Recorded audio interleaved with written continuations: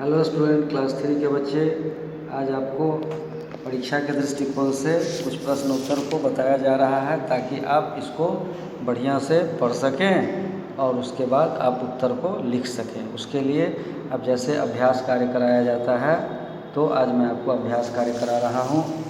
इस कॉपी को देखिए। अब आप पहले इस कॉपी इसका स्क्रीनशॉट कर लीजिए, सारे प्रश्न का स्क्रीनशॉट कर लीजिए। इसके बाद अब आपको मैं ये बताने जा रहा हूँ, आप और कुछ प्रश्नों के स्क्रीनशॉट कर लीजिए, कुछ प्रश्नों के स्क्रीनशॉट आप कर लीजिए। और भी कुछ प्रश्न हैं, इसका आप स्क्रीनशॉट कर लीजिए।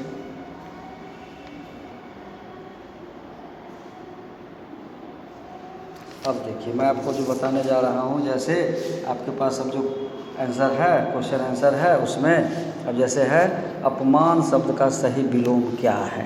अपमान शब्द का सही विलोम क्या है, तो इसका विलोम का मतलब क्या होता है, उल्टा। तो अपमान शब्द का सही विलोम, अब यहाँ 4 ऑप्शन आपके पास दिए हुए हैं। एक है ज्ञान, दूसरा वरदान, तीसरा आदर और चौथा सम्मान। तो अपमान का क्या है विलोम, सम्मान, तो इसमें आप टिक लगा दीजिएगा। उसके बाद आसमान में क्या दिखाई दिया, ये कहानी से लिया गया है। जानवरों को आसमान में क्या दिखाई दिया था, तो आसमान में सूरज दिखाई दिया कि उल्का दिखाई दिया कि चमगादड़ दिखाई दिया कि बादल दिखाई दिया।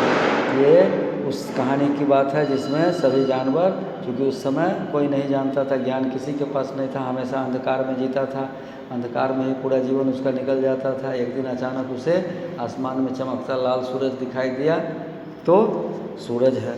उसके बाद सारे जानवर आपस में क्यों टकरा जाते थे, क्यों टकरा जाते थे, अंधे थे, आकि जल्दीबाजी में थे, आकि झाड़ी थी, आकि अंधेरा था, तो अंधेरा था जिसके कारण वो इस तरह से।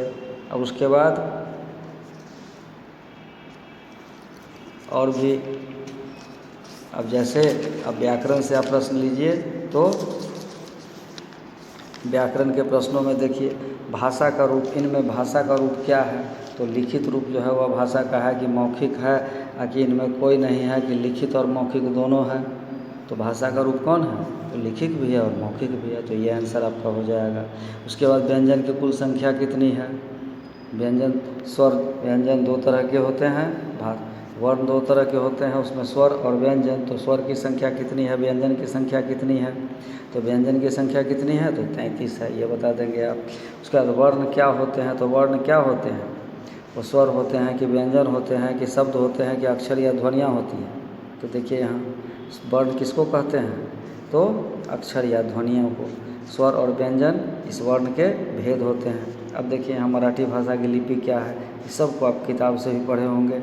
लाल किला और ताजमहल क्या है, ये क्या है, तो संज्ञा है कि सर्वनाम है कि विशेषण है कि क्रिया है, और अगर संज्ञा है तो कौन सा संज्ञा है, जातिवाचक है कि सर्वनाम है कि व्यक्तिवाचक है कि विशेषण है, तो यह व्यक्तिवाचक संज्ञा है, क्योंकि एक वस्तु, एक व्यक्ति, एक स्थान के नाम को हम संज्ञा कहते हैं, जाति व्यक्तिवाचक संज्ञा कहते हैं।